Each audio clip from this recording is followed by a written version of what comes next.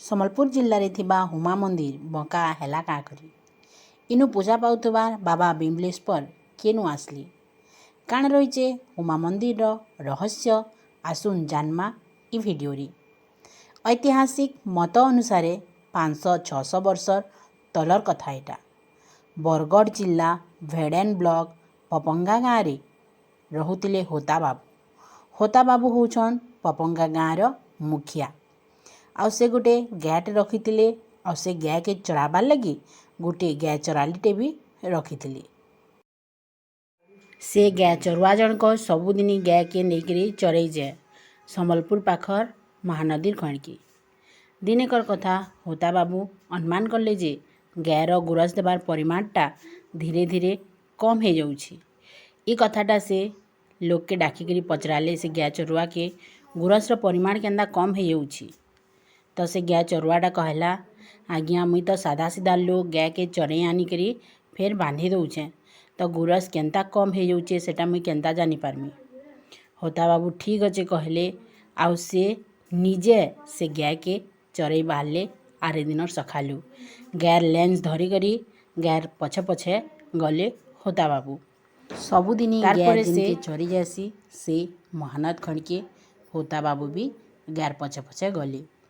ଗାଏ ଚରୁଥାଏ ସେ ଟିକେ ଅଧା ହେଇକରି ଗଛତଲେ କିଛି ସମୟ ବିଶ୍ରାମ ନେଲେ। ଆଉ ମନେ ମନେ ଭାବୁଥାନ୍ ଗୁରସ କେନ୍ତା କମ୍ ହେଇଯାଉଛି। ଗାଏର ଗୁରସ ଯାଉଛି କିନ୍କି। ଗାଏ ଆଗ ଯେନ୍ତା ଗୁରସ ଦଉଥିଲା ହେତ୍କି ଗୁରସ କେନ୍ତା ନାଇଁ ହେବା।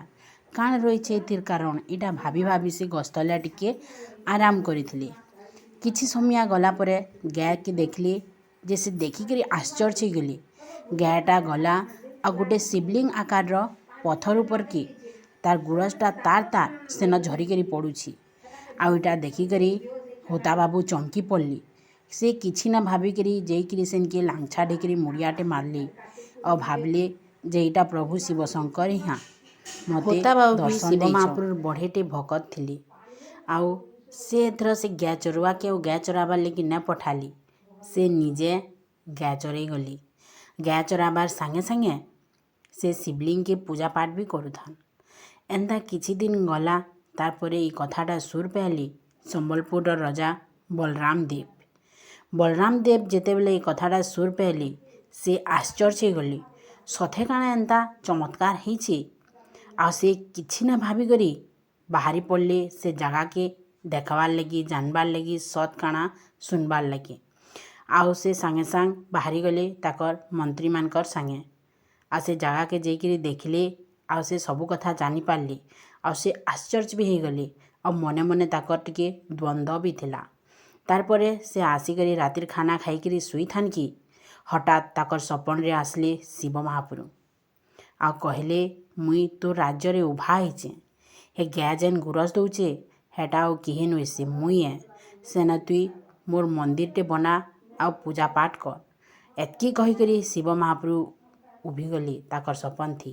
ଆରେ ଦିନର ସଖାଲୁ ରାଜା ଉଠିକରି ତାକର ମନ୍ତ୍ରୀ ପରିଷଦକେ ଆଦେଶ ଦେଲେ ସେ ଜାଗାରେ ମନ୍ଦିର ବନାବାର ଲାଗି। ସାଙ୍ଗେ ସାଙ୍ଗ ଲାଗି ପଡ଼ଲେ ମନ୍ତ୍ରୀ ପରିଷଦ ଆଉ ମିସ୍ତ୍ରୀମାନେ କାରିଗରମାନେ।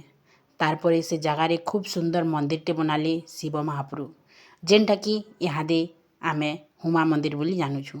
ସେଦିନୁ ସେଟାନେ ଆଜତକ ମହାପୁରୁ ପୂଜା ପାଇ ଆସୁଛନ୍।